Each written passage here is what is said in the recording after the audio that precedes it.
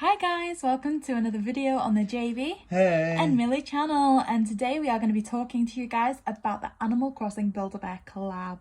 So they have just been released on the site. We are looking at 4 options of what to order. We have 2 Isabelle variants, one speaking like Isabelle and one with that gorgeous Animal Crossing theme song, and the same for Tom Nook with his speech or the theme song. So we have rushed into this. I have managed to get hold of Isabelle with the theme music, and JB. I got the talking Tom Nook, so they can take my bells every day, even when we're not playing the game. So JB, were you happy with the lineup? Honestly, I'm not unhappy in that I trust, not Build-A-Bear necessarily, but I trust the Nintendo Build-A-Bear collabs to expand upon things. Now, I haven't had a Build-A-Bear for years and years and years and years. Not because I dislike them, but it's just not normally something that I'd go for. I had one years ago, but I've heard of the Pokemon collabs. They released a handful of Pokemon, and then maybe a few months later they added in some more. And I would be astounded, because we know that these are going to sell really well, if they don't announce in a few months, the second wave is coming. So here's KK Slider, here's maybe a villager or so, probably be Raymond. But as it stands right now, I think they've laid quite the foundations for a collab going forward.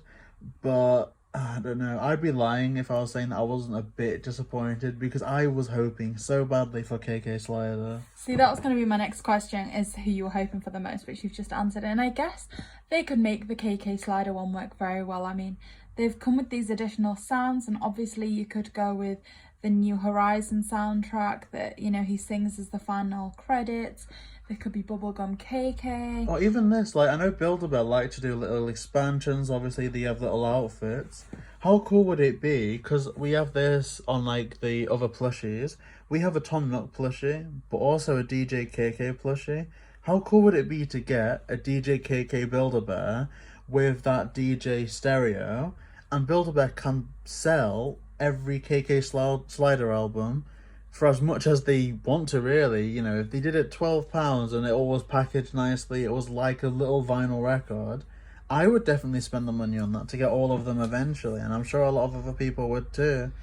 I just think if they're not just making stuffed bears, they're making them with sound functionality. They've missed such a trick not doing KK Slider. Indeed they have. And for me, Build-A-Bear growing up was always about custom bears, how that company did something different to everybody else.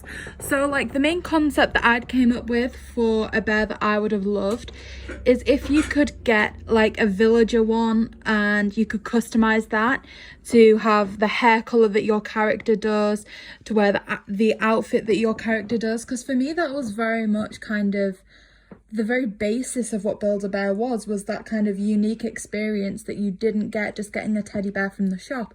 And granted that you don't have the same options online, I guess, but it does seem very generic in comparison to, I think, the foundations of what Build-A-Bear was. Yeah, now from my experience with Build-A-Bear, it is quite a wholesome experience, to say the least. I went for my cousin's, I think it was maybe their 10th birthday, maybe less, in Canada. And it actually is a really sweet experience. You get to name the teddy, you get to put a little love heart in the teddy. It actually is adorable. And I would 100% have gone into stores to do this if, it was safer, if it was more manageable. But that being said, a lot of people are complaining, at least in the UK, that, why would we order it online? It's Build-A-Bear. It kind of misses the point, and I do get that.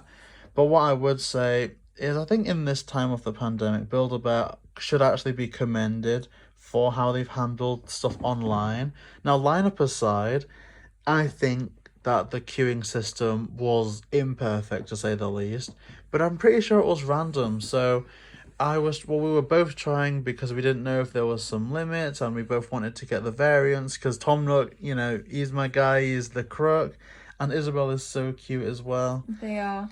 But you managed to get through. My phone, no word of a lie, we both entered at the same time. Yeah, and JB's said that it had over an hour remaining when I'd managed to get through, and I'd been sat there for 45 minutes. So yeah, the queuing system is ridiculous. I don't know that everybody's going to be getting what they want, unfortunately, because there does seem to be so many people queuing.